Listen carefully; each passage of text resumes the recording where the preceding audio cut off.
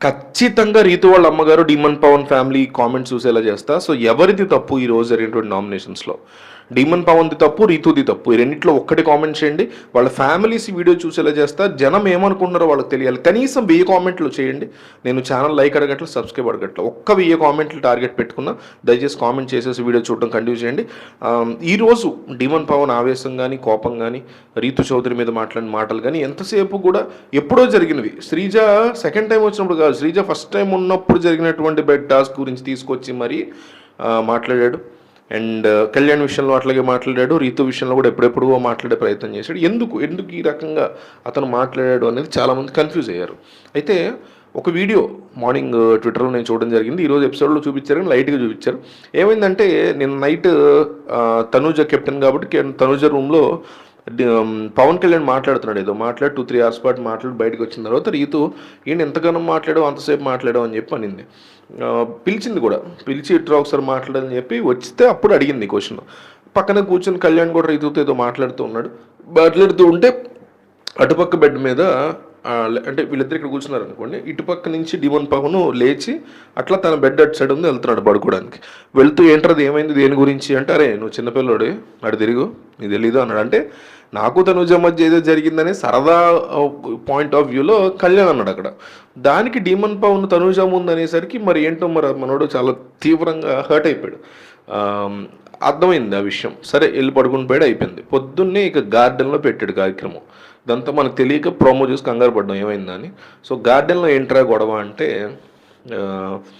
పవన్ కళ్యాణ్ దగ్గర నువ్వు ఆ కైండ్ ఆఫ్ అంటే అతను నన్ను అట్లా అనడం నాకు నచ్చలేదు. అండ్ నువ్వు మన ఇద్దరు అప్పటికి మాట్లాడుకుంటున్నారు వీళ్ళిద్దరు. కళ్యాణ్ రూమ్ నుంచి బయటకు వచ్చేసరికి డీమన్ పవన్ రీతో మాట్లాడుకుంటున్నారు. మనం మాట్లాడుకుంటున్నా కూడా నువ్వు కళ్యాణ్తో మాట్లాడాల్సిన అవసరం ఏముంది, మనది అయిపోయిన తర్వాత పిలవచ్చు కదా అతన్ని అని చెప్పి అంది.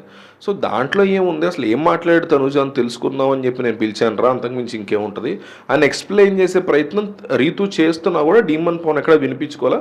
ఇంకా రీతు కూడా చిరాకుతో అక్కడి నుంచి వెళ్ళిపోయింది. వెళ్ళిపోయిన తర్వాత వచ్చేవాడు డీమన్ పవన్ కూడా ఆ రూమ్లోకి వెళ్ళాడు. రీతు కూడా ఒకే రూమ్లోకి వెళ్ళింది. అక్కడ దివ్య రెడీ అవుతుంది. కళ్యాణ్ ఏదో ఊడుస్తున్నాడు, ఏదో క్లీన్ చేసుకున్నాడు. అప్పుడు దివ్య కూడా ఎందుకు అట్లా ఉన్నావు, అంత చిరాగ్గా ఉన్నావు ఏంటి, ఎందుకు మీ ఇద్దరి మధ్య ఏదో గొడవ అవుతూనే ఉంటుంది కదా, తను సారీ చెప్తుందిలే నువ్వు అట్లా డల్గా ఉండకు ఏమైంది అని చెప్పి అడిగే ప్రయత్నం చేసింది దివ్య ఎవరిని, డీమన్ పవన్ని.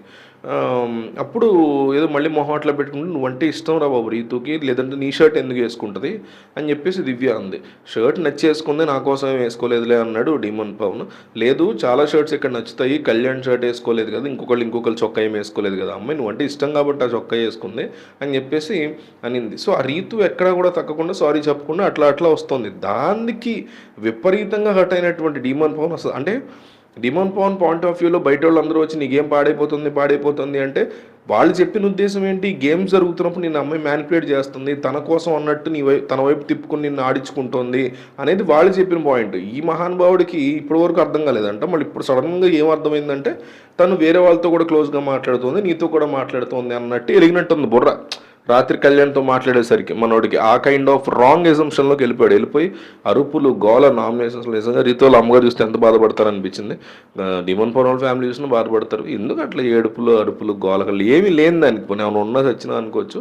అట్లా అయితే అనిపించింది నాకు. మీకు ఈ నామినేషన్స్ చూసినప్పుడు వీళ్ళిద్దరు నామినేషన్స్ ఏమనిపించిందో కామెంట్ చేయండి.